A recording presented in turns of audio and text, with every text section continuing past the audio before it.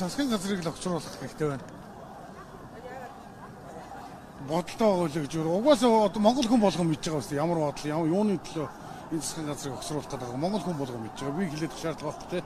Гөр яг хөв хүнийхээ хувьд бол би бол миний хувьд болохоор нөгөө тогоор халдаг гэр хороолд амьдардаг байсан. Би одоо энэ жилээс эхлээ 100 тавьж эхэлж байгаа. Одоо 400 хуучин 400 500 гардаг байсан. Тогны мөнгө 900 гардаг болсон. Тэгэл тийм нас болоод одоо гоё төгтөө амьдарч болохгүй шүү дээ тийм ээ тогны мөнгнөөс болоод.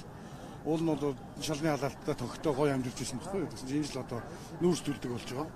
Тэгэл хөв хүний хувьд бол ийм одоо улс их орны хувьд бол одоо ярих юм биш шүү дээ. Эх орноо зарж ийм худалдаж ийм тийм асар их юм байна. Одоо энэ татварыг одоо Монгол хүн болгоны эсрэг шийдвэр гаргаж шүү дээ. Монголын төлөө Монгол хүний төлөө гаргаж байгаа шийдвэр нэг ч алга шүү дээ. Дандаа Монгол хүний эсрэг санаа сэтгэл нь бүх Монголын ард түмний эсрэг хийж байгаа энэ засгийн газрыг огцруулах ямар байдаг гэсэн чинь дараа жигнэ хүний сонгоё тий. Одоо ер нь бол оюун эрдэнэ засгийн газрыг бол огцруулах хэрэгтэй гэж бодож байна.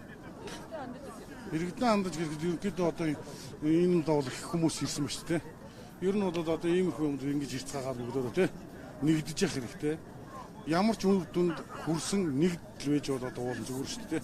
Одоо энийг бол эцсийн шатнд нь одоо тул одоо чагсаалга хийвэл зүгээр байна тий. Одоо болохгүй бол тэгээд одоо нөгөөдөл чи одоо нөгөө даах юм чинь юу ч мдээгүй шиг нэг газар сууж байгаа шүү дээ. Тэгээд одоо нэг чочроо өгөөд ороод тийм үү яад нэг тэгж чочроо өгч тэр хүнийг авчрах хэрэгтэй байна тий. Тийм үү.